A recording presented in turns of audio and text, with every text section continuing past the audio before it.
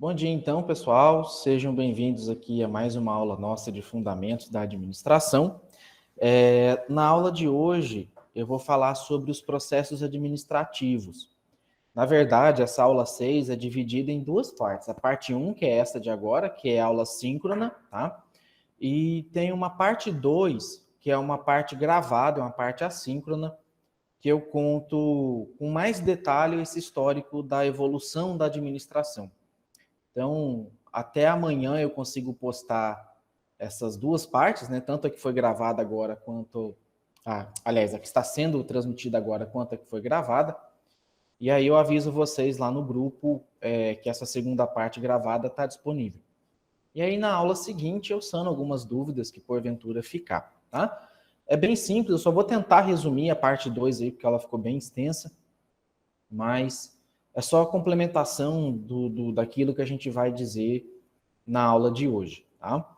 Bom, e aí só recapitulando também, o aviso que eu postei lá no grupo do WhatsApp, né? A gente teve acho que uns 3 ou 4 alunos novos, deixa eu confirmar aqui a quantidade, que entraram, né?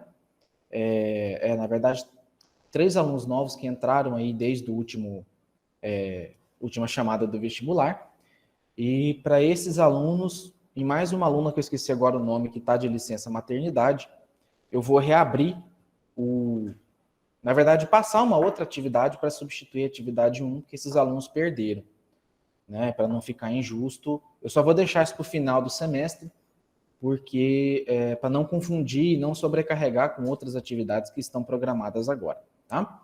Bom, quando a gente fala da administração, e conforme eu já comentei em aulas anteriores, a administração é uma ciência relativamente nova.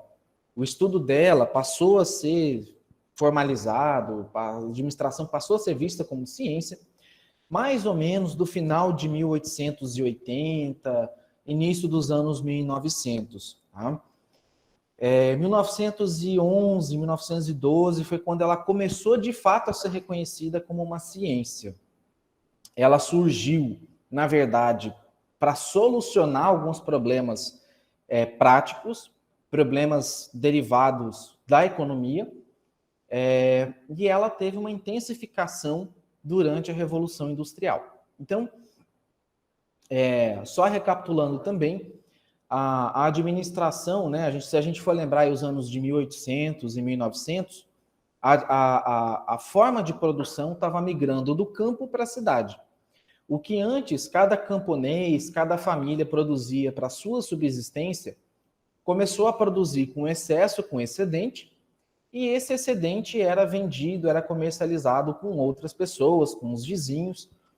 E alguns produtores tinham tanto excedente que eles começavam a exportar, inclusive, para outros países.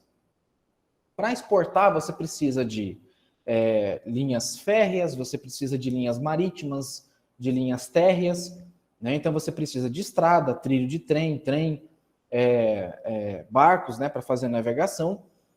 E um dos conceitos que a economia ela traz, é que você tem que sempre equilibrar oferta com demanda, ou demanda com oferta. Né? Então, não adianta você produzir muito e não ter para quem entregar, e não adianta produzir pouco ao ponto que não compensa produzir. Então, a administração veio justamente para focar, nesse primeiro momento, no processo produtivo como um todo, de que maneira você poderia produzir mais com menos recursos, né? De maneira que você poderia produzir cada vez mais com menos recurso. E aí a gente comentou também que a filosofia, a economia, a Igreja Católica, a organização militar, os empreendedores, cada um teve uma parcela de contribuição ali dentro da administração.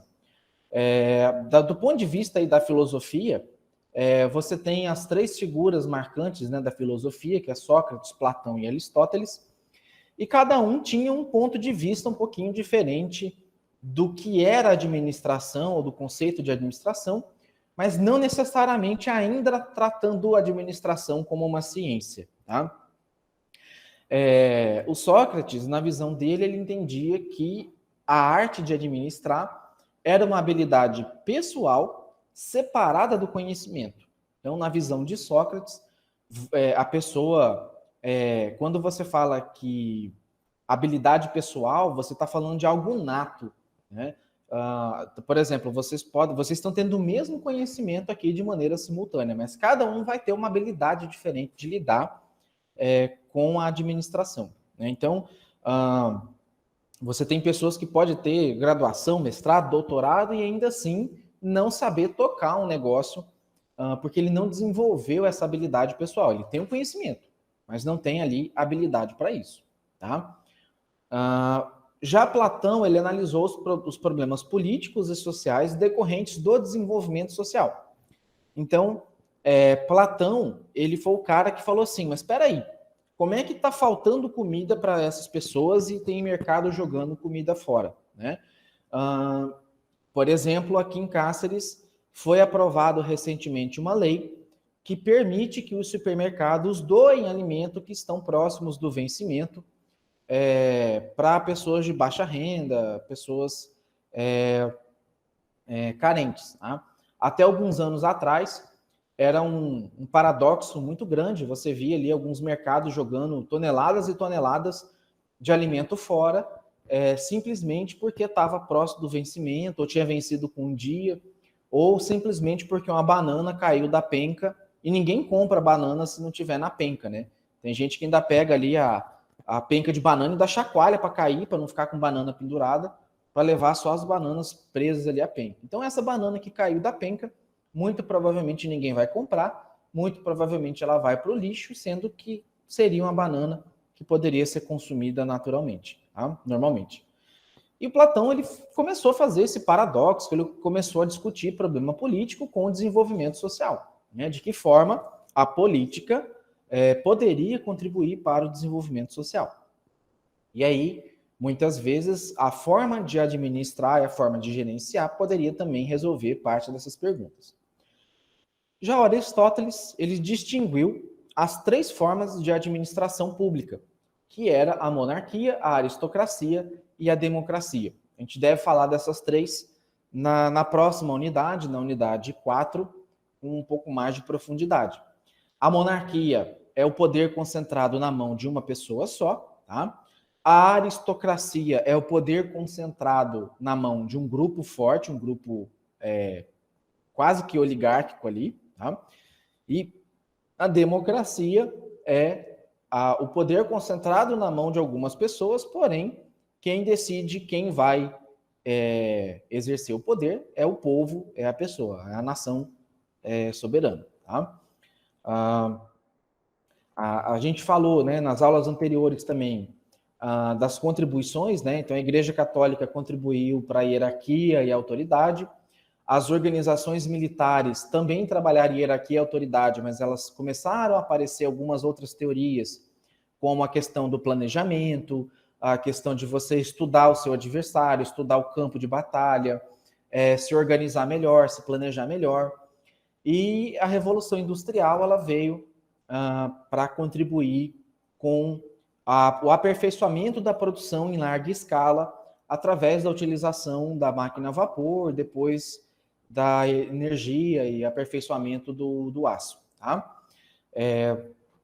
Relembrando também de aulas anteriores que o conceito de administração vem do latim, que significa aquele que realiza uma função abaixo do comando de outra. Então, ad significa direção ou tendência para alguma coisa, e minister significa subordinação e obediência. Por que eu estou batendo nisso? Porque é a parte inicial da disciplina que eu venho resgatando quase toda a aula, para que vocês não se esqueçam disso. Lembrando novamente também que a tarefa básica da administração é a de fazer as coisas por meio de pessoas de maneira eficiente e eficaz. Bom, dito isso, relembrando, né, que toda a parte de conceito, a gente tem todo o processo de administração baseado num sistema que é interligado e interconectado para que você tenha uma boa gestão, uma boa condução da sua empresa. Então, se você pegar a parte da contribuição de cada uma, né, dos filósofos, dos economistas, da igreja, da organização militar, o que você pode chegar como conclusão é que a administração ela sempre está envolta de um contexto ou de um ambiente, tá? E esse ambiente, em determinadas épocas ou momentos da nossa evolução, ele é um pouco mais estável e em outros momentos ele é muito instável, tá? Ele muda com bastante frequência. Então, o ritmo de mudança que nós estamos vivenciando, ele está sendo cada vez mais rápido, ele está sendo cada vez mais frequente, e isso por conta do avanço tecnológico, avanço nas comunicações, uma pandemia, mudança de comportamento das pessoas, entre outras razões. Tá? Então, a administração, ela influencia e é influenciada por um sistema social, ela influencia e é influenciada por um sistema tecnológico, ela influencia e é influenciada por um sistema econômico, e ela influencia e é influenciada por um sistema político. Tá? Só para exemplificar para vocês, até uns 12 anos atrás, né, talvez um pouco mais, 10, 12, 13 anos atrás, a gente não tinha o WhatsApp. Né? Ninguém tinha. O WhatsApp era uma coisa muito rara, estava em fase ainda de expansão, e custava $1 por ano para você manter ele. O primeiro ano era gratuito, a partir do segundo ano você tinha que pagar $1 para poder continuar utilizando ele. Né? Depois o Facebook foi lá, comprou e deixou ele de maneira gratuita. Bom, até então, o WhatsApp era uma ferramenta puramente de comunicação instantânea. Né? Era o Messenger que você carregava ali no celular. Com o passar do tempo, as pessoas foram montando grupos, redes de negócio, foram se organizando dentro dele. E na semana passada, semana retrasada, quando o WhatsApp caiu, que para mim foi uma maravilha, foi um sossego danado, muitas pessoas perderam muito dinheiro porque deixaram de vender, deixaram de comercializar, deixaram de se comunicar por essa ferramenta. Então, assim, desde pequeno empresário, né, que vende ali marmita, vende alguma coisa assim, até mesmo grandes redes, grandes lojas que fecham negócio pelo WhatsApp, por telefone, né, por outros meios de atendimento. Então, ora, até alguns anos atrás, se falasse que o WhatsApp tivesse caído, tudo bem, caiu, né? Tropeçou, caiu. Hoje não. Hoje o Procon já estuda acionar o WhatsApp por perda econômica, né, de um software que é gratuito. Né? Então, hoje, eu vou falar assim para vocês, vocês também, mas eu recebo mais ou menos em torno de 1.200, 1.500 mensagens no WhatsApp todo dia. Impossível de ler todas elas. Você tem que estar filtrando ali um pouquinho, e ainda que algumas pessoas tenham esse conhecimento, né, e não saiam postando toda hora tudo quanto é coisa, tem gente que não tem muita noção e sai postando toda hora nos grupos, isso acaba meio que gerando uma certa poluição. Então, aqui você tem um exemplo de um sistema tecnológico que vincula através da administração com o sistema econômico. Você tem ali um problema de sistema social, porque vocês devem ter visto também que com essa queda, como o Instagram e o Facebook ficou fora, muita gente fazendo piadinha de que ficou sem fofocar, ficou sem visualizar a vida alheia, né? Que é uma questão também das redes sociais. Né? Então, as redes sociais muitas vezes acabam gerando um falso perfil, acaba gerando uma falsa ideia de vida, em que as pessoas sentem a necessidade de expor a sua vida, de expor né, assim, o seu momento para que ela seja venerada, apreciada por outras pessoas. Exemplo disso é que eu já vi algumas pessoas, na verdade, uma pessoa conhecida, e aí vocês também já devem ter presenciado isso, que muitas vezes vai ali, por exemplo, na Praça Barão, né? Quem é de fora aí, que não conhece Castro, a Praça Barão é a praça mais popular que tem aqui, né? A pessoa senta ali na mesa, pede uma cerveja, tira umas 20 fotos diferentes da garrafa, do copo mais cheio, copo mais vazio, e fica 2, 3 horas postando essas 20, 30 fotos na sua rede social. E quem está de fora dá de entender que essa pessoa ficou a noite inteira bebendo ali na Praça Barão, pagando 15, 18 reais numa garrafa de cerveja. Vai pensar, poxa, essa pessoa é rica, né? Essa pessoa, a noite inteira postando que está bebendo. E, na verdade, é uma mesma garrafa que ela postou foto a noite inteira. Eu sei porque eu estava na mesa do lado, né? Eu vi que ela pediu uma garrafa só e eu estava na mesa do lado acompanhando ali na rede social, né? Uma vontade de comentar, né? Dar um spoiler do que estava acontecendo, mas falei, deixa quieto, não vamos caçar confusão não, né? Às vezes você acaba perdendo aí a amizade aí por conta disso. Mas, da mesma maneira, há pessoas que sentem essa necessidade de estar, né, demonstrando, se autoafirmando nas redes sociais. E o que isso tem a ver com a administração? A administração acaba aproveitando disso através de um sistema tecnológico, ela usa isso como meio econômico para que o seu interesse na vida alheia, ao mesmo tempo que você se interessa pela vida alheia, pelo que está acontecendo nas redes sociais, você, a partir do momento que você clica, que você assiste um vídeo, que você clica num anúncio, isso vai criando um perfil seu, as próprias redes sociais vão coletando dados seus e te oferece um produto ou serviço do qual você nem queria tanto assim, mas com base no seu perfil é oferecido e a chance de você aceitar e comprar esse produto é muito alta. Tá? Então, e tudo isso, quando você tem a quebra dessa cadeia, desse sistema social, digamos assim, através das redes sociais, você quebra o sistema tecnológico, você quebra o sistema econômico e muitas vezes você quebra também o sistema político. Lembrando que nas eleições do Barack Obama, acho que em 2012, se eu não me engano, 2012, não lembro agora o ano certinho, 12 ou 14, Barack Obama foi um dos primeiros candidatos à presidência no mundo que fez utilização de metadados. O que é metadados? Ele comprou dados do Facebook, comprou dados do Instagram, que era, na época, separado ainda, não era junto, e ele contratou uma empresa de consultoria para fazer análise desses metadados. E aí, assim, qual que era o objetivo dele? Focar nos candidatos indecisos.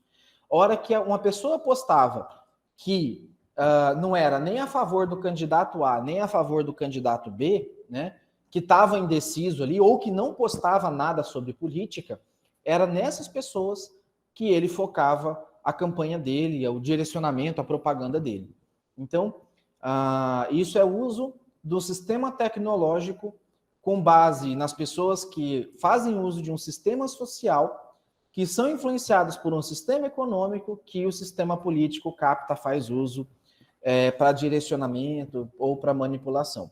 Então, muitos de vocês já devem ter percebido, eu quero fazer um curso de inglês. Passa meia hora, o Instagram, o Facebook está te oferecendo um curso de inglês. Eu quero fazer um curso de marcenaria. Daqui a pouco tem lá um curso de marcenaria sendo oferecido para você. Tá? Inclusive, os próprios aplicativos, vocês não leem termos de serviço, eles podem fazer captação de informação de vocês, ainda que vocês não habilitem o microfone, não façam uso de microfone o tempo todo. Tá?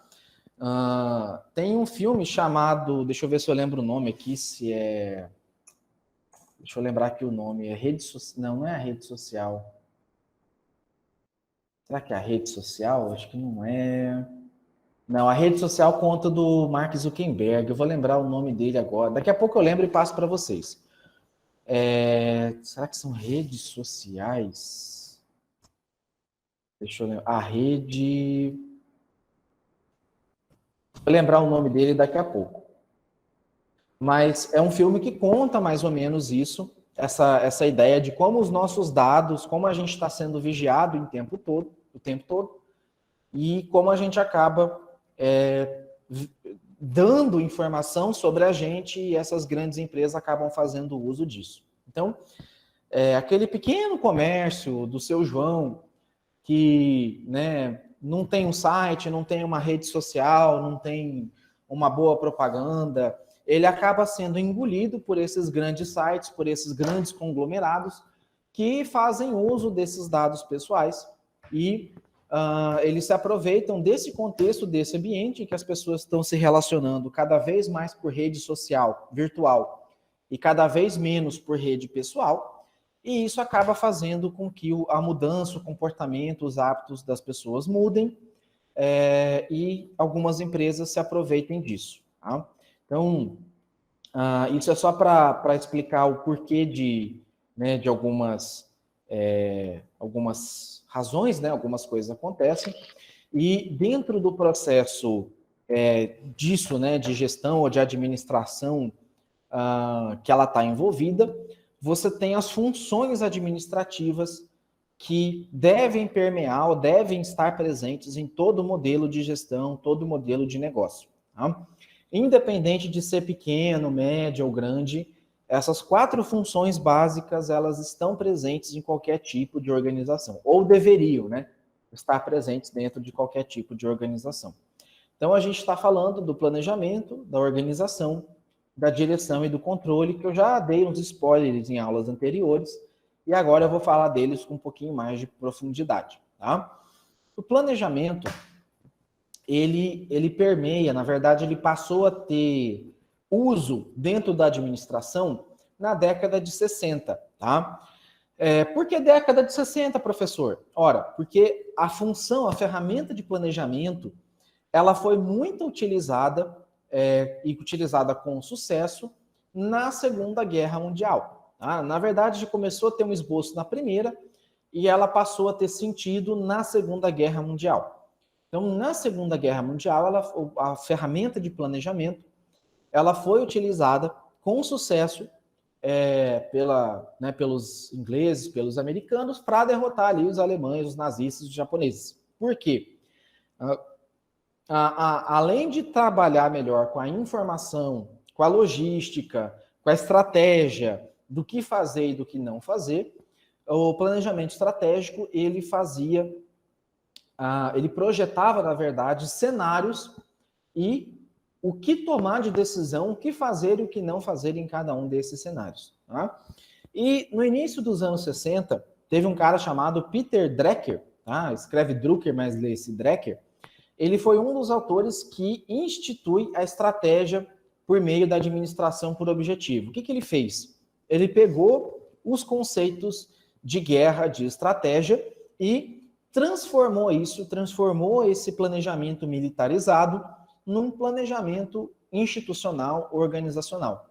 Então, essa administração por objetivo, ela traz objetivos, metas, alvos, e essas metas, alvos, objetivos, são resultado do desempenho e desenvolvimento individual por meio de todos os níveis administrativos. Em outras palavras, você tem uma empresa que pensa de maneira estratégica lá no topo da pirâmide, e esse pensamento é repassado para os níveis intermediários e mais baixos da organização, para que eles alcancem para que eles alcancem um determinado objetivo que foi previamente estabelecido. Dessa maneira, no final da década de 70, o conceito de administração estratégica, que é diferente de planejamento estratégico, ele implicou no que compreendia a separação de planejamento estratégico, a implementação do planejamento, o controle, a avaliação e o acompanhamento da estratégia. Então, o planejamento estratégico é uma das fases. A administração estratégica é a execução como um todo. Planejamento, organização, direção, controle, avaliação dos resultados e reelaboração, reedição do novo planejamento. Tá? Esse aqui é o Peter Drucker. Tá? Ele dizia que o planejamento é uma ferramenta para analisar o ambiente externo e interno, reafirmar a missão da organização, coletar os dados e transformar esses dados em informações para fins de definir os planos de ação. Tá? De maneira exemplificada, ele está dizendo para a gente que a partir do momento que você coleta dados, né, o dados é uma parte um conjunto aleatório de palavras, Você organizar esse conjunto de palavras numa sequência lógica é uma informação, e a partir do momento que você tem informação, você faz a tomada de decisão. Então, por exemplo, se eu jogar algumas palavras assim fora de contexto,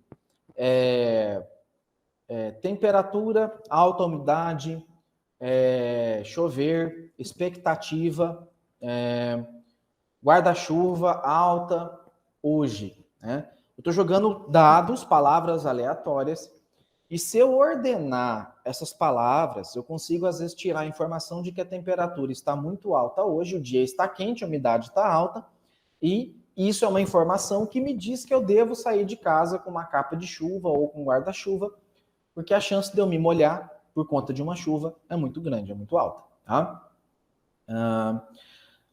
O Peter Drucker, ele embasou parte dos seus estudos na figura de um outro cara chamado Alfred Chandler.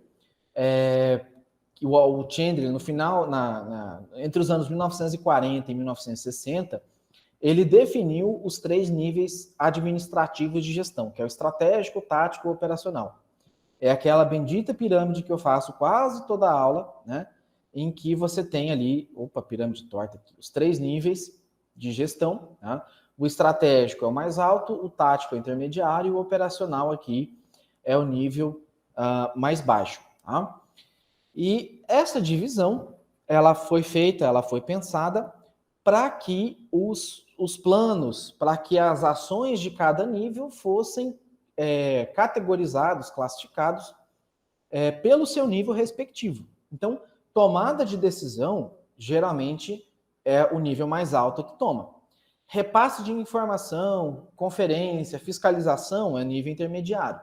Execução, botar a mão na massa, repassar algum problema, sugerir melhorias, é competência do nível mais baixo ali da organização.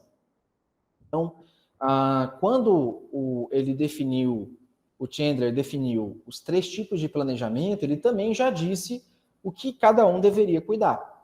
Então, nos planos estratégicos, eles são planos que devem estabelecer a missão, os produtos e serviços a serem comercializados no mercado, os clientes e mercados a serem atendidos. Geralmente, ele tem duração de 4 ou mais anos. Tá? A parte estratégica vai definir a missão, visão, valores da organização. O que tem a ver, professor? Missão, visão, valores, né? Isso é uma das primeiras coisas que precisam ser definidas, porque é isso que vai definir o rumo do seu negócio. Se a sua missão é ser competitivo no preço, na qualidade do produto, no atendimento, na forma de pagamento, na forma de entrega, é isso que vai caracterizar o seu negócio. O que é que você vai vender? Né? Por exemplo, antigamente, uma academia, ela vendia um serviço de corpo sarado, corpo bem definido, né? Hoje, uma academia, seja ela de musculação, de crossfit, ela quer vender saúde, bem-estar, qualidade de vida, tá? Então, as academias, o que antes ficavam preocupadas em deixar o seu cliente ali bombado, inclusive tinha academia que botava até anabolizante em bebedouro, né? Não em Cáceres, mas em algumas cidades aí do Brasil, para que a pessoa visse resultado, né, do corpo malhado dela. Hoje a academia tem que perguntar, o que você quer? Você quer perder peso, você quer ganhar peso, você quer queimar gordura, você quer ganhar músculo? E aí, com base naquilo que você quer, ela vai fazer um programa de treinamento para você, para que você alcance o seu objetivo, não o objetivo dela. Tá? E aí, da mesma maneira, você tem algumas empresas que elas meio que se perdem na sua missão organizacional. É o mercado que vende carro, é uma distribuidora de água e gás que vende fogos de artifício, sabe? É umas coisas assim que perde um pouco ali a noção.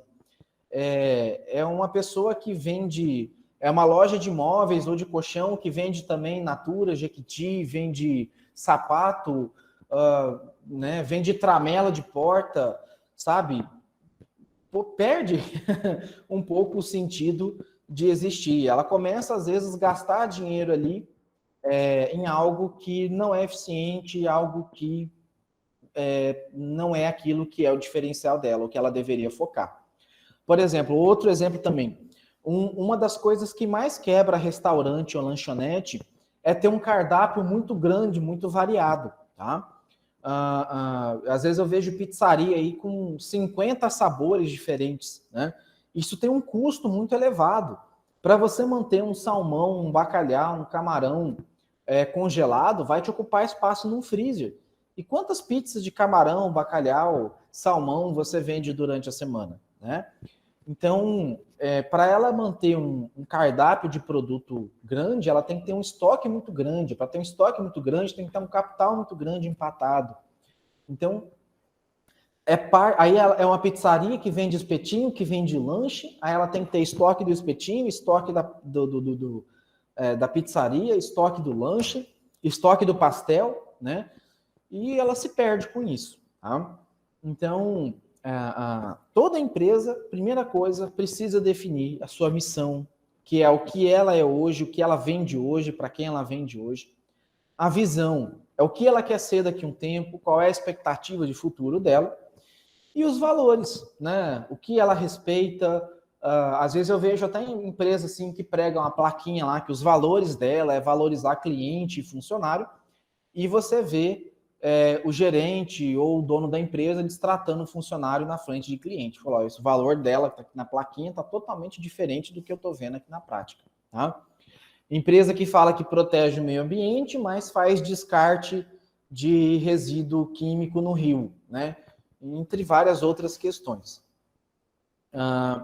O plano tático, que é o plano mais intermediário ali, ele traduz os planos estratégicos em ações especializadas, como, por exemplo, o marketing, operação, recurso humano e parte financeira. A gerência intermediária ou gerência média é a responsável pela implementação num período médio, né, geralmente entre 1 a 3 anos, o que o estratégico definiu, talvez no máximo 4, que aí já é estratégico. E na administração pública, a gente pode incluir, por exemplo, a Secretaria Municipal, como desenvolvimento, promoção social, como um exemplo de planejamento tático. Vai executar o que o PPA, que é o Planejamento Estratégico de Longo Prazo, definiu. Tá? E os planos operacionais, eles são responsáveis por definir as atividades e recursos que vão realizar os objetivos estratégicos ou táticos, como definir o orçamento, a parte financeira, fazer o lançamento de um produto, né, o marketing dele. A responsabilidade disso fica por parte dos supervisores imediatos, geralmente tem duração de até 1 ano. Então, a parte operacional é o que vai colocar em prática aquilo que foi estabelecido dos planejamentos anteriores. Então, quando a gente vê, às vezes, o lançamento de um iPhone, de um celular da Samsung de ponta, essa tecnologia que eles estão lançando esse ano, muito provavelmente eles já descobriram ela há 2, 3 anos atrás. E aí eles não podem soltar toda a tecnologia de uma vez só, porque senão eles não têm novidade para apresentar no ano que vem, tá? Isso meio que virou uma regra do pessoal da tecnologia. E aí, às vezes, você tem um ou outro celular soltando uma tecnologia na frente do outro, né? Forçando esse outro a inovar, a buscar novos métodos, novas soluções, para que ela se torne competitiva e não se torne obsoleta. Tá? Então, tanto indústria automotiva quanto a indústria, qualquer indústria que depende de tecnologia, elas estão muito mais avançadas. O produto que ela vai vender em 2025, vocês podem ter certeza que ela está terminando de finalizar agora. O custo dele, o planejamento dele, como que ele vai ser vendido. Porque ela precisa ter novidade para apresentar para os clientes. Se ela não tiver novidade, a concorrência bate em cima e ela acaba ficando para trás, que é o caso da Nokia. Não sei se vocês lembram, a Nokia era a empresa de ponta. A Nokia era o celular de referência, né, nos anos 2000 até 2008, 2009. Depois disso, ela começou a perder espaço para o Android, para os celulares que faziam uso do sistema Android, e da própria Apple com, né, o iOS, que acabavam inovando com muito mais frequência do que a Nokia. E isso, os celulares Android, eles se tornaram popular pelo baixo custo e por ser um celular que permitia instalação de programas variados, e o iPhone se tornou popular pela questão da qualidade da câmera, que é uma das marcas do iPhone, do não travamento, que é uma das marcas do Android, que é o travamento. O celular Android trava, pode ser o mais top, mas trava pra caramba com o tempo, à medida que ele vai ficando cheio. E com a questão da confiabilidade. Então, geralmente um celular iPhone é mais caro, porque ele vende segurança, ele vende confiabilidade, ele vende qualidade. Porém, ele é mais restrito em questão de programa, de software, de acesso a informações e tal. O Android já é meio que terra de ninguém, ele permite, às vezes, instalação de programa espião sem que você perceba. Tá? E aí o Windows Phone, várias outras marcas, a própria Nokia meio que foi ficando para trás. Parece que recentemente a Nokia aderiu ao Android para poder voltar ao mercado aí de celulares. Tá? No processo do planejamento estratégico, ele tem uma criação que é sistemática. O que é uma criação sistemática?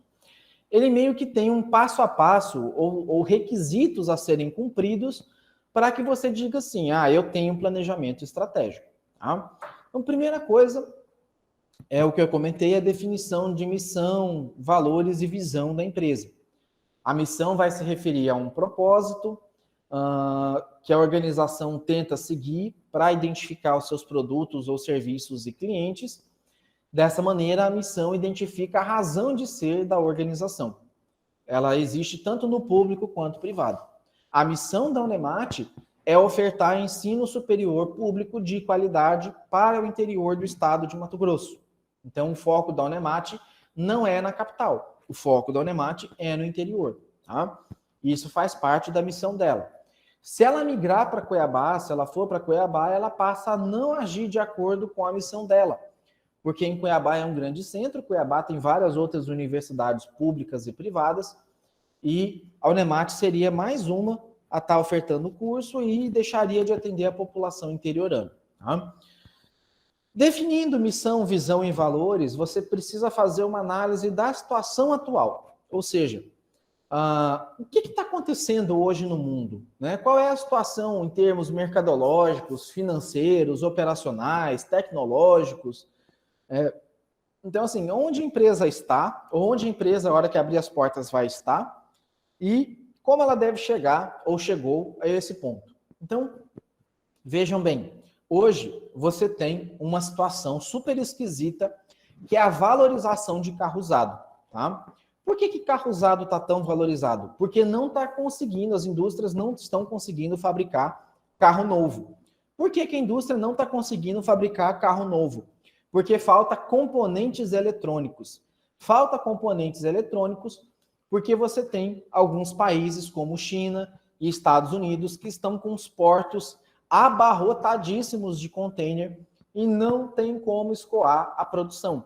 As fábricas ficaram fechadas por conta da pandemia e isso atrasou a entrega, isso atrasou a produção e você tem todo um processo global de estanqueamento do escoamento de produção, e isso faz com que você tenha uma economia que está crescendo torta. Ao mesmo tempo que você tem uma demanda que quer pagar mais caro, que gera inflação, você tem empresas que não conseguem entregar um produto ou serviço porque faltam determinadas peças. Então, isso explica por que carro usado está tão valorizado, isso explica por que alguns produtos estão tão caros. Tá? Não só pelo valor do dólar elevado, mas também pela falta desses produtos no mercado. Por que computador disparou de preço? Porque jogou as pessoas para home office e as pessoas tiveram que dar um jeito de comprar um computador, um celular para assistir uma aula, para elaborar uma aula, para fazer qualquer tipo aí de ação. Tá? Então, precisa fazer uma análise da situação atual. Será que a situação está favorável ou desfavorável? Tá? E aí você precisa fazer, na sequência, uma análise do ambiente externo e interno da organização. Externo é o aspecto político e legal, econômico, sociocultural, e você vai analisar as ameaças e oportunidades para o seu negócio. Então,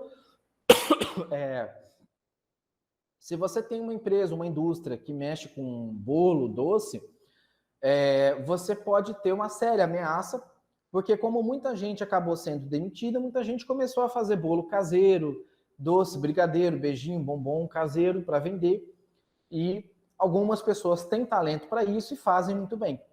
Então, para quem tem um comércio aí, isso talvez pode ser uma ameaça. Tá?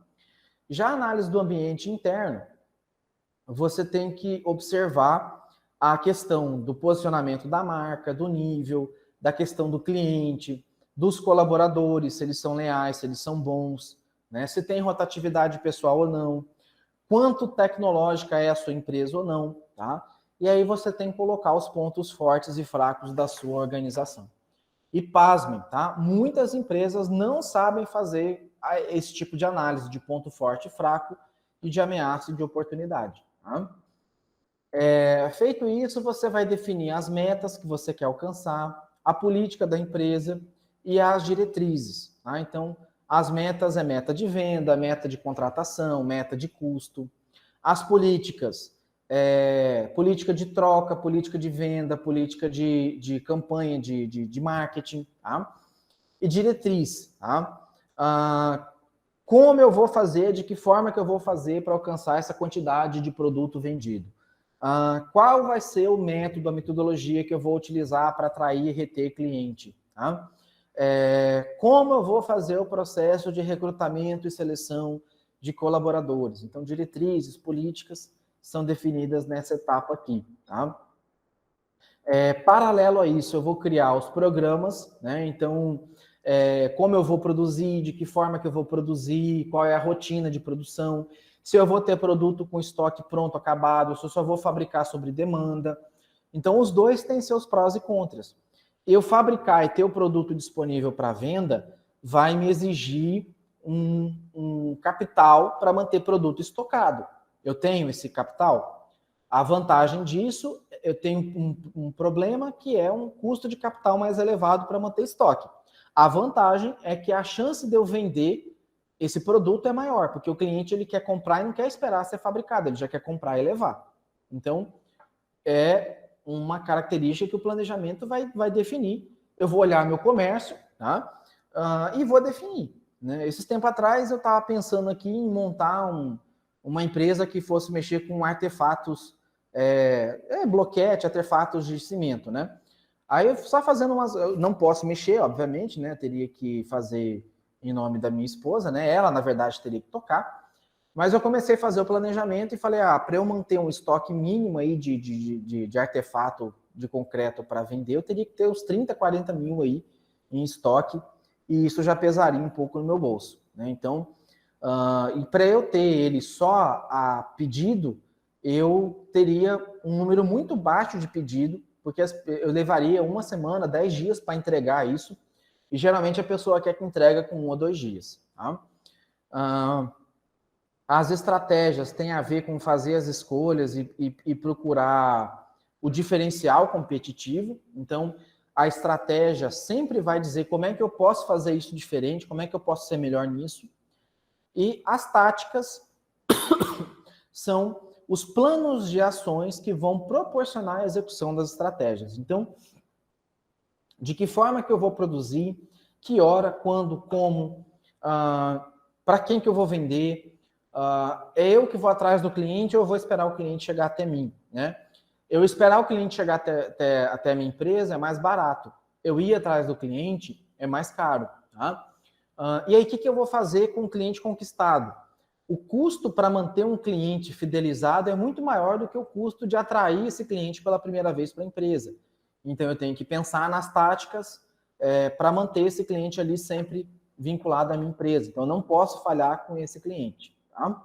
Então, tudo que eu expliquei até agora tem a ver com o processo de planejamento. Ele é uma das fases mais complexas e mais difíceis da organização. Tá? O segundo ponto é o processo de organização. Então, eu falei do planejamento, vamos falar do processo de organização agora. Tá? O processo de organização é o processo de tomar as decisões sejam elas decisões de dividir o trabalho, atribuir responsabilidade a pessoas ou estabelecer mecanismos de comunicação e coordenação. Ou seja, na fase de organização, eu vou pegar aqueles objetivos que foram definidos no planejamento, eu vou dividir o trabalho em responsabilidade e autoridade, que é o que a gente comentou na aula anterior, e aí eu começo a fazer o desenho da estrutura organizacional. Então, na fase de divisão do trabalho, a gente tem a divisão das tarefas, para que não fique uma pessoa muito sobrecarregada e a outra pouco sobrecarregada, e a definição de comando e obediência. Então, quem é que tem que pedir, qual é a autonomia que ele tem, até onde que ele pode ir, tá? E aí essas atividades e essas hierarquias, elas podem ser agrupadas em departamentos, que são aqueles modelos de departamentalização que eu falei na aula anterior, como o departamento de vendas, de logística, de pessoas, e nesses locais é onde cada indivíduo vai realizar determinada tarefa. Isso não significa isolar pessoas, isso significa atribuir para cada uma responsabilidade, um grau de autoridade, em que ela vai determinar o que é melhor para que se atinja os objetivos individuais e organizacionais. Então, por exemplo, muitas vezes parece que a pessoa do financeiro é a mais importante, porém, às vezes parece que manda até mais do que o dono da empresa, porque geralmente é essa pessoa do financeiro que vai dizer sim ou não para a compra, sim ou não para os gastos. Então, muitas vezes, o nível hierárquico dela é o mesmo de outras pessoas. Porém, por ela estar ocupando a função estratégica do financeiro, dá-se a impressão de que ela é quem tem a chave do cofre. Tá? Vou pegar o exemplo de vocês. Muitas vezes, o pró-reitor de gestão financeira da Unemate e o pró-reitor de planejamento precisa falar não para o reitor. O reitor quer que compre isso ou que faça aquilo. E o pró-reitor, que está no nível hierárquico menor, vai falar não, não tem dinheiro, não, essa compra não pode ser feita, não, o custo disso é inviável. Tá? Então, isso significa que no processo de organização, você tem que ter um negócio chamado princípio da segregação de função. O que é esse princípio da segregação de função? Você não pode fazer com que a mesma pessoa faça a demanda, a mesma pessoa aprove ou julgue o pedido e a mesma pessoa faça a compra. Por quê? Você corre o risco de você ter uma ausência de fiscalização ou de prudência e essa ausência pode gerar compras feitas de maneira equivocada, compras feitas de maneira errada, mais cara, compra no momento errado. Então, quando você tem a divisão das tarefas, das responsabilidades e da autoridade bem definida, é fato que você tem um grupo assim um pouco mais amarrado, mais engessado, porém a chance de dar certo é muito maior. E a chance de dar errada é muito menor, proporcionalmente falando. Tá? Então, depois que você identificou as unidades de trabalho, as responsabilidades e as obrigações, você elabora um conjunto dessas tarefas e aí você atribui a responsabilidade para cada uma, e essa atribuição de responsabilidade é o que a gente chama de cargo. O cargo é responsável por isso. Então, depois de dividir o trabalho, é preciso atribuir a autoridade às pessoas ou ao cargo em si, e a atribuição da autoridade vai implicar em dois conceitos importantes na organização, a hierarquia e a amplitude. A hierarquia vai dividir a autoridade de forma vertical por nível. Então, como exemplo da administração pública, os ministros do governo federal devem prestar contas ao presidente da República. Tá? Não entrando muito no mérito aqui da política, mas só para exemplificar, o que aconteceu no ano passado, acho que foi ano passado, o ano retrasado, não lembro agora, com o juiz Sérgio Moro, que era ministro da Justiça, e com o ministro o Mandetta lá, eles começaram a ter autonomia e começaram a questionar algumas ordens do presidente da República. Assim, diga-se de passagem, na minha opinião, eles estavam corretos, tá? Havia indícios ali de irregularidades, por isso eles não quiseram fazer. Porém, do ponto de vista de administração, eles estavam equivocados, porque pela hierarquia, eles são obrigados a cumprir as ordens do superior hierárquico. Professor, mas as ordens estavam erradas, as ordens estavam ilegais, eram ordens... Tudo bem, aí é outro mérito de discussão. Então, aí, nesse caso, o correto é renunciar ao cargo ou renunciar à ação, porque senão ainda é capaz de responder por insubordinação. Né? Formalizar, dizer que está errado, né? Apontar ali os defeitos, mas se você faz, você pode estar cometendo o crime, porque é você que está fazendo. Se você não faz, você pode ser responsabilizado por insubordinação. Então, é uma linha muito fina, é uma linha muito tênue entre o fazer e o não fazer. Tá? A hierarquia tem esse problema. Já a amplitude do controle refere-se ao número de colaboradores que estão sob o controle de um gerente. Então, um gerente de marketing pode ter em sua equipe vendedores, pesquisadores, publicitários, promotores de venda, etc.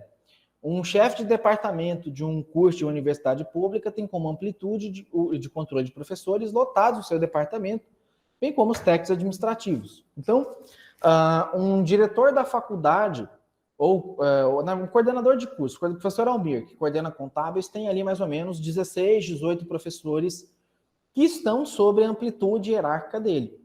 Esse grupo de professores precisa seguir as orientações repassadas pela coordenação de curso, sob pena de responsabilização, sob pena de responder por improbidade, por insubordinação. Então, quando o professor Almir pede para que os professores postem as aulas até 48 horas após a gravação, que é o que eu tenho feito e que tenho conseguido cumprir com vocês, geralmente eu posto no mesmo dia à noite, mais tardar no dia seguinte. Eu estou cumprindo, estou seguindo uma decisão hierárquica. Né? Eu estou sob a amplitude de gestão dele e estou seguindo uma decisão hierárquica. Quando um professor ou professora não segue isso, está desrespeitando a ordem e pode responder sim por isso. Tá? Só que isso na prática é muito difícil de acontecer, porque às vezes o professor está passando por algum problema, teve algum problema na internet, e aí tem que ver caso a caso. E é esse o papel do coordenador. É ver se aquele problema é pontual, aconteceu uma vez e está acontecendo porque o professor está passando por algum problema, ou não. É o professor ou professora que está agindo de má fé e não está seguindo o que está sendo posto. Tá? Já o processo aí de organização... Sobre todas as decisões de divisão do trabalho, responsabilidade e autoridade, você, depois de feito isso, você organiza tudo isso numa estrutura organizacional que é traduzida num desenho ou gráfico chamado de organograma, que é esses bloquinhos, esses quadradinhos, essas linhas aqui, né? Que diz que esses 3 aqui estão ligados hierarquicamente com essa pessoa. Se tivesse um assessor, né, seria um modelo linha staff, que ele teria aqui uma linha tracejada e teria um outro quadradinho aqui dizendo que é uma estrutura de linha staff, né? Ou seja, uma pessoa que essa pessoa aqui é assessorada por essa outra pessoa daqui. Tá? E aí, feita a organização, você passa para o próximo processo, que é o processo de direção, ou de liderança, ou condução, ou execução. Tá? A liderança ela é um processo complexo que vai compreender diversas atividades e competências dos administradores. Tá? Um líder precisa trabalhar de forma eficaz com as pessoas, incluindo superiores, colegas, subordinados e grupos externos. A qualidade na liderança está diretamente pautada no relacionamento do administrador com os subordinados. Então, liderança, pessoal, é algo extremamente complexo. Existem vários cursos de formação. É um tipo de habilidade que algumas pessoas desenvolvem mais do que outras. E eu vou ser bem sincero com vocês. O que geralmente faz uma empresa dar certo ou não é um bom planejamento e uma boa liderança. Tá? E aí, segundo o Megson, que é um dos autores também da área da administração, tem 2 formas de classificar líderes ou estilos de liderança. Primeiro é quanto à abordagem. Tá? Quanto à abordagem, você pode definir os líderes em 3 tipos: autocrático, democrático e liberal. Autocrático é aquele que toma a decisão sozinho, sem permitir que as outras pessoas participem dela. É bem típico da organização militar. E é assim, cumpra-se. Mas tá errado, cumpra-se, eu mandei fazer. Tá? Esse é um estilo autocrático. O democrático, ele usa um modelo em que as pessoas participam do processo de decisão. A decisão é dele, mas ele ouve o grupo para ouvir os prós e contras, e aí ele vê o que a maioria acha, o que a maioria pensa, e aí ele chega a uma decisão. Tá? E já os liberais é um líder do tipo assim mais frouxo, que é um líder que decide aí vocês, e ele deixa as pessoas fazerem aquilo que elas quiserem, ele passa a responsabilidade dessa ação para essas pessoas. Então, se vocês perguntarem assim para mim, professor, qual que é o melhor tipo? Tá? Não existe, isso aí inclusive é pergunta de concurso, não existe assim, o melhor estilo de liderança. Cada tipo de organização exige um melhor tipo de liderança. Por exemplo, organização militar exige o estilo autocrático. Organização militar, um modelo democrático ou liberal, não funciona. Porque no meio da guerra, aquele soldado tem que cumprir a ordem que foi dada para ele, sob pena de deserção, entendeu? Então, o modelo autocrático funciona muito bem no exército, já o democrático e liberal não funciona. Tá? Numa universidade, o que funciona é o modelo democrático. Né? Então, aí você elege coordenador de curso, diretor de faculdade, diretor de campus, reitor. Então, a decisão da... E aí tem um detalhe, tá? Na Unemat, que é estadual, a eleição, ou seja, a pessoa mais votada dentre os segmentos, professor, técnico, aluno, é escolhida reitor ou reitora.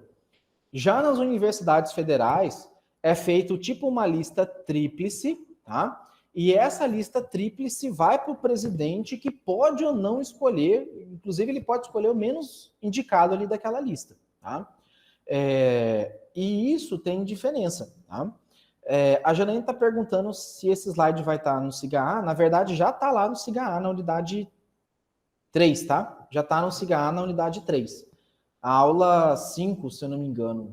Aula 6, perdão, aula 6. Tá? Já está postado lá no SIGA A na unidade 3. Dentre esses 3 modelos, né, o liberal, geralmente, ele funciona para empresa que está muito envolvida ali com o cliente, que às vezes não dá tempo, empresa bem orgânica, assim, que tem bastante envolvimento com as pessoas, tá? E aí, assim, nesse modelo liberal, ele é um modelo muito pouco utilizado, tá? Em organizações, justamente porque para você delegar para uma pessoa toda a responsabilidade de tomada de decisão, você tem que ter muita confiança, essa pessoa tem que ser muito boa, tá? E assim, o processo de execução, né, das funções, das metas, vai realizar as atividades planejadas envolvendo o gasto de energia física e intelectual. Então, você vai aplicar ali as estratégias definidas no planejamento e o resultado do processo de execução vai ser, no final, um produto ou um serviço prestado. E isso vai ser destinado tanto ao cliente externo, para a população como um todo, quanto ao cliente interno, que são os departamentos. Para medir o resultado desse planejamento de forma contínua, é importante que se faça o controle, que é a última fase, a última etapa das 4 funções básicas. Então, no controle é onde você vai definir os padrões, o que vai ser avaliado, o que vai ser medido, mensurado. No controle, você faz a aquisição, a coleta de informações. Você compara aquilo que foi executado com aquilo que foi planejado e você vai ver o que deu certo, o que deu errado, e aí você começa todo um novo planejamento de maneira a otimizar a sua execução. Então, quando eu citei o exemplo de um restaurante que trabalha com um cardápio muito grande,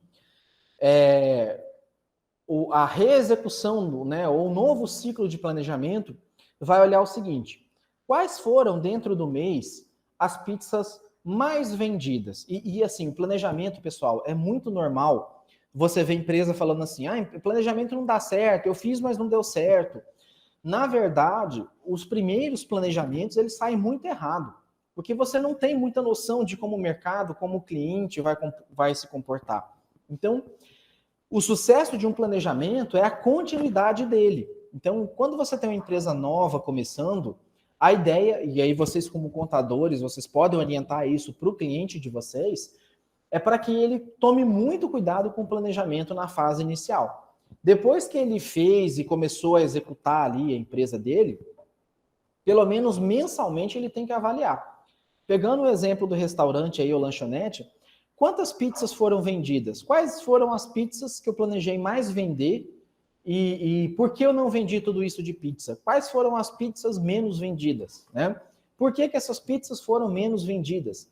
Então, eu respondendo essas perguntas que o controle vai fazer, eu consigo entender que as pessoas não compraram pizza de bacalhau porque era muito cara. E eu tive um alto custo para manter esse bacalhau estocado no meu freezer. Tá? Talvez porque as pessoas não gostam, não têm o hábito de comer bacalhau aqui na cidade. Se fosse pintado, se fosse um pacu, comeria, mas um bacalhau não, quase ninguém conhece. Um exemplo. Tá? E aí eu vou tendo resposta disso. Tá? Eu tenho controle, eu preciso fazer o controle nos 3 níveis hierárquicos, então no operacional, no administrativo, ou tático e no estratégico. Tá? E eu, observando o resultado do controle, o controle me dando respostas, eu vou pegar essas respostas e elaborar um novo planejamento em que eu vou manter um estoque mais reduzido, eu vou trabalhar com, por exemplo, eu posso manter a pizza de bacalhau no meu cardápio, porém eu vou colocar uma observação que ela tem que ser solicitada com antecedência, por exemplo, né? Ou que ela tem que ser feito pedido com 2, 3 dias de antecedência. Mas espera aí, quem é que planeja comer uma pizza com 2, 3 dias de antecedência? Vale a pena? Né? Então, são esses tipos de respostas que você vai buscar nos resultados de controle. Tá? Então, de maneira bem resumida, cada uma das funções. O planejamento, ele visa estabelecer o objetivo e missão, vai examinar as alternativas, os cenários, o contexto, tá? Ele vai dizer o que fazer e o que não fazer. Ele tem que dizer o que fazer quando dá certo e o que fazer quando dá errado, e esse é um dos erros do planejamento. A pessoa faz o planejamento pensando que tudo vai dar certo, e aí o trem dá errado. E aí o que ela faz? O que eu faço quando dá errado? Ela não sabe, porque ela não planejou. Tá? É a fase que eu vou determinar a necessidade de recurso e é onde eu vou criar estratégias para o alcance dos objetivos.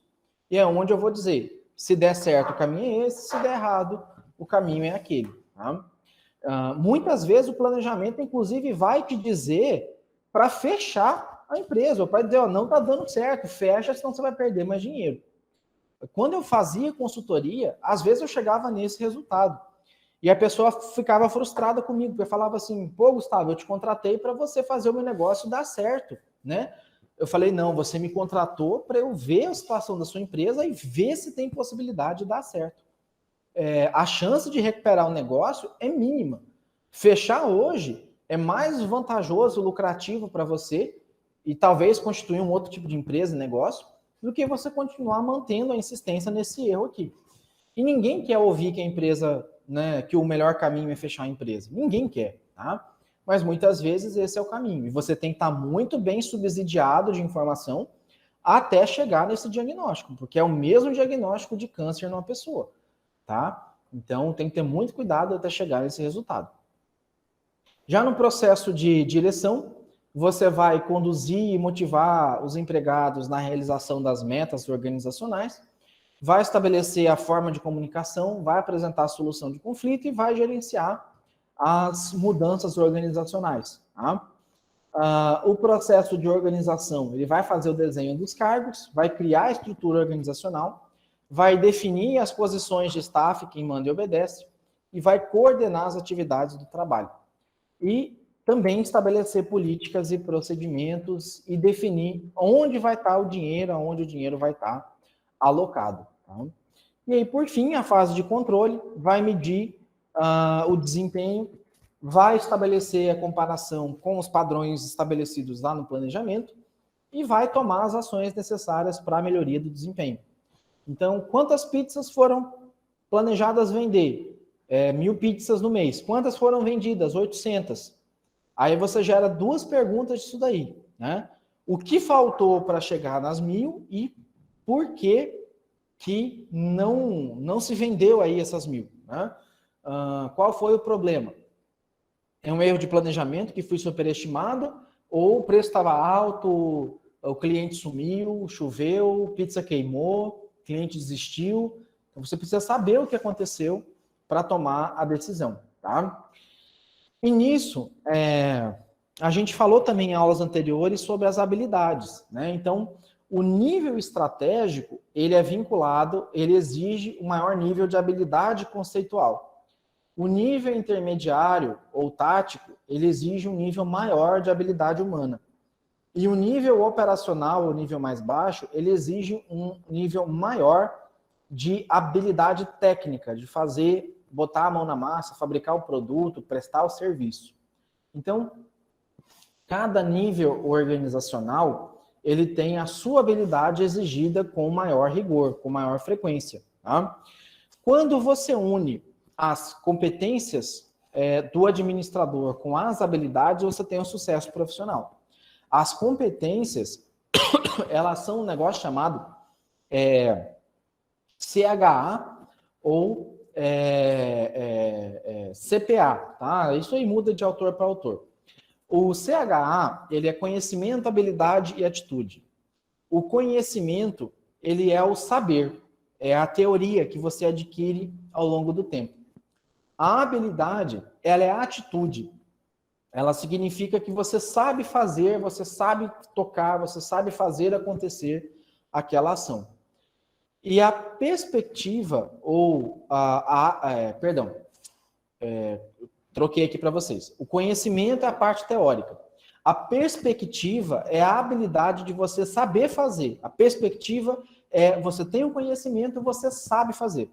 A atitude é o terceiro item, que é você ter o conhecimento, você saber fazer e você fazer. Tá? E muitas pessoas morrem, elas terminam, elas são paradas, travadas na atitude.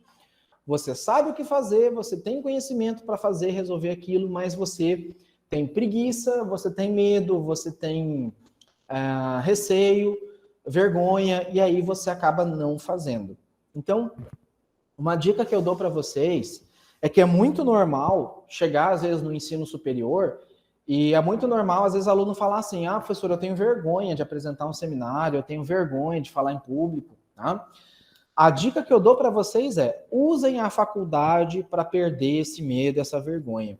Procurem fazer cursos de oratória, porque a timidez, assim, a vergonha ali de falar em público e tal, ela acaba fazendo com que você não seja visto e acaba fazendo com que você tenha um crescimento profissional mais demorado, ou às vezes nem tem esse crescimento profissional, tá? Então, assim, sejam, entre aspas, né, sem vergonha no sentido de ausência de vergonha, não tenham vergonha, né? Opinem, falem, proponham, ainda que seja uma ideia meio absurda, ainda que seja uma ideia que talvez pareça boba, né, que talvez até possa gerar talvez uma piadinha disso depois, mas eu posso garantir para vocês que os professores e pelo menos os bons professores e aqueles bons gestores, os empresários, eles vão saber valorizar porque você está tentando, tá? Ainda que não acerte, pelo menos o fato de você tentar é sempre muito bem visto, tá?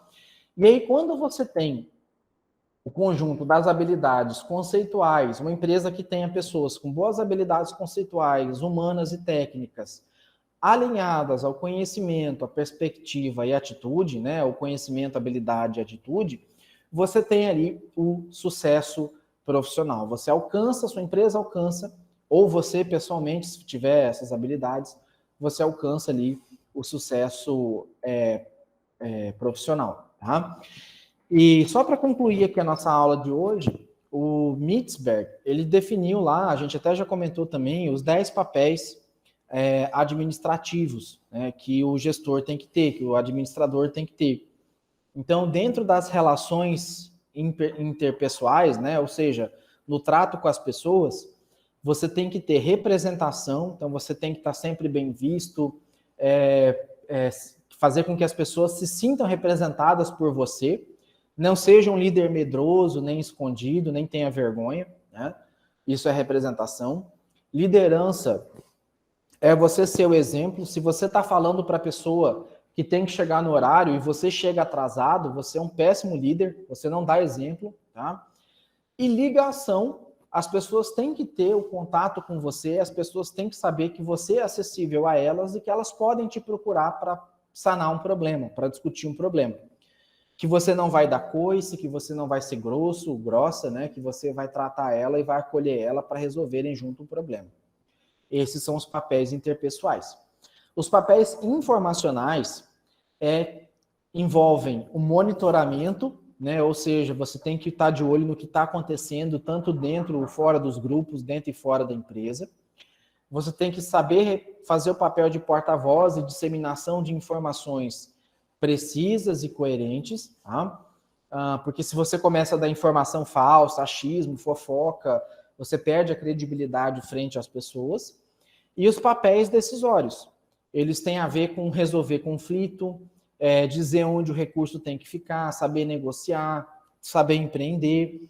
Então, ninguém gosta de pessoa indecisa. Ainda que seja uma pessoa bem decidida, ainda que tome, às vezes, decisões erradas, as pessoas inseguras ou indecisas, elas irritam muito mais o público em volta do que as pessoas que são mais bem decididas, do que as pessoas que são mais bem seguras da decisão, ainda que sejam, às vezes, decisões erradas. Tá?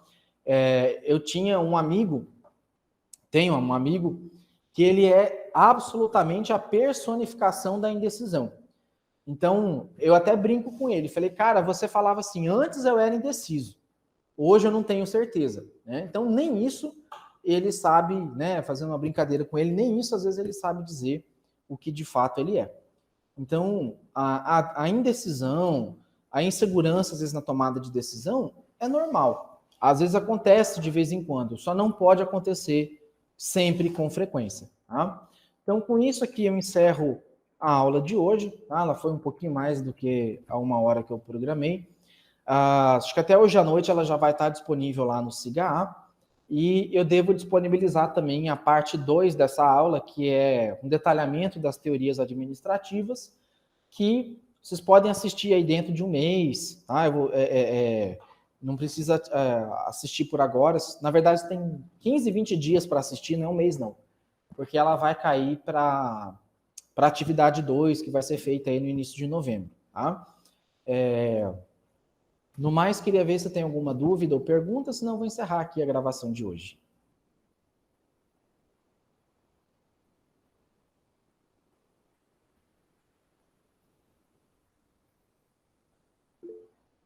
Beleza, Agatha. Vou encerrar aqui então, tá, pessoal? Eu estou postando os materiais das unidades à medida que elas vão começando, tá? Então, nesse final de semana, eu já posto os materiais da unidade 4, que vai começar na semana que vem, tá? E assim que eu postar os vídeos dessa parte 2 gravada, eu aviso vocês também. No mais, desejo aí uma boa semana para vocês, uma boa sexta-feira, e qualquer dúvida, entre em contato, tá? Tchau, tchau. Até mais. Tchau.